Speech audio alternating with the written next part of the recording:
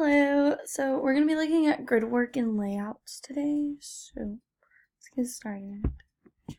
Alright, so we have format, which is the outer edges of your page to your screen, and they are effectively your base guidelines. It helps allow you to set your layout of your page, screen, or whatever you are working on. You will need to do research as well to make sure you will be using the right size format for your layout. So over here I have some formats that are set up, which basically we can have it horizontal, vertical, or we can have some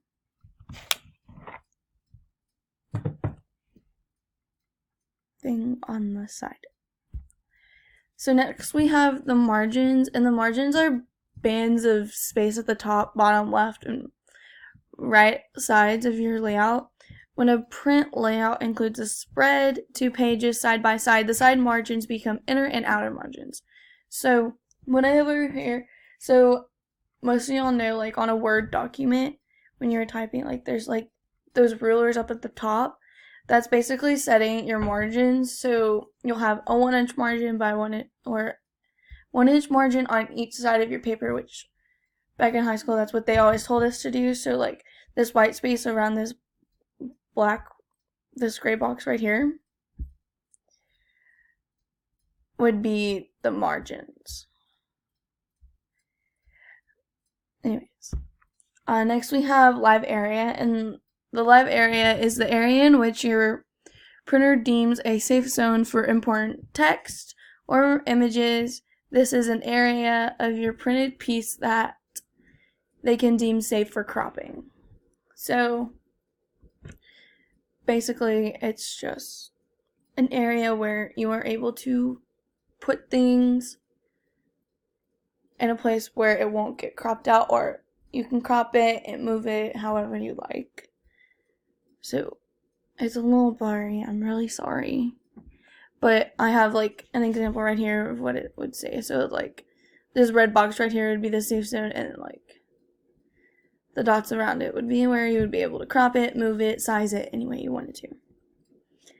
Action safe area. This title safe is and was a designated area inside a video frame in which you could place text without worrying about the words getting cut off by the edges of the TV. Every major video edited application has title safe guides that will pop up on your image, so you know that your text is in the designated safe area. So as I have over here, we have the title safe area, which is the top, obviously, and then the action safe area, which is the bottom. It's basically where the text is supposed to go, and then it designates what text goes where. So the title would be up here, and then this would be probably where your body, a few extra words, a body paragraph or whatever you wanted to put there would be. And the same goes for the title safe area. The definition is the same, basically.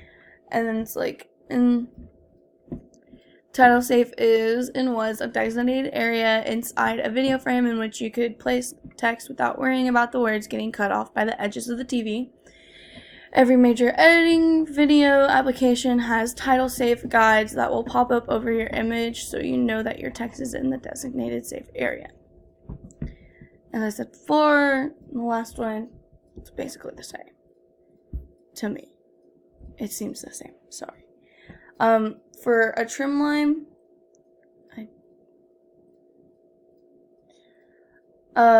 is the final size of your print product after it's been cut. This is represented by the blue line. By extending your design past the trim line all the way to the bleed line, you'll ensure there's no unprinted edges, leaving nasty white lines around your design.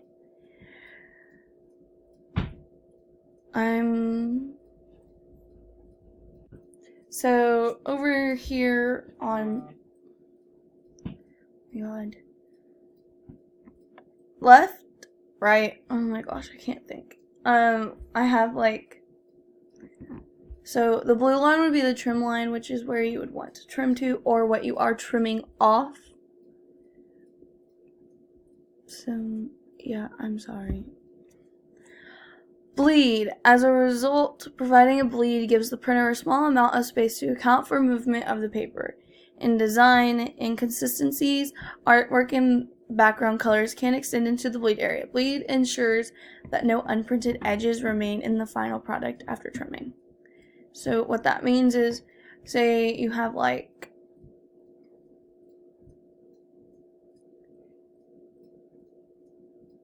it's basically like extra space for the picture or your work to be where your work or images would be extended to, just because the ink when printing or stuff would be bleed out. So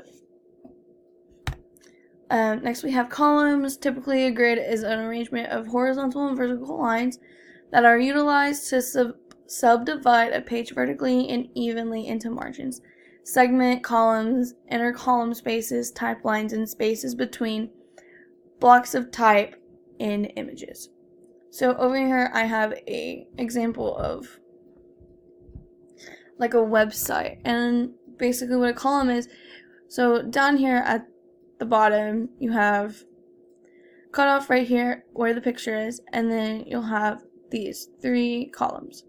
Basically, it's you would read this column first, and then you read this one and that one. That's basically, a column is to help give more room for more room.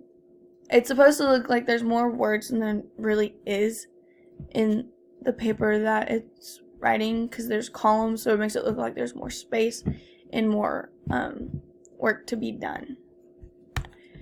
An alley is the negative space between a layout's columns. Alleys and gutters provide essential white space that keeps elements separate and text readable. So right up here I have a picture of an alley, and then basically what that is, it's the smaller space between the columns where it breaks off, where the column ends here and then the new column starts up here at the top. And this is all on one page, so it's very smaller. And then over here I have the difference between the spaces of an alley and the gutter.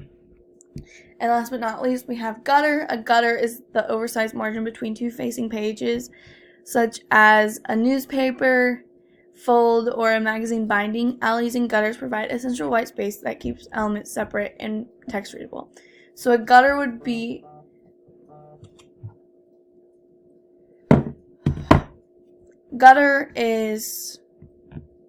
so over here we have one page and then the next page, and basically the gutter is the binding between the 2 pages. So over here, here's the alley, like I said in the last example, and then over here we have the gutter, which is bigger, and you can tell that there's a binding between it. So like you'll have this page and then you'll have this page, and then the gutter is like in between. Anyways, that's all I have. Thank you guys for watching. See you next week.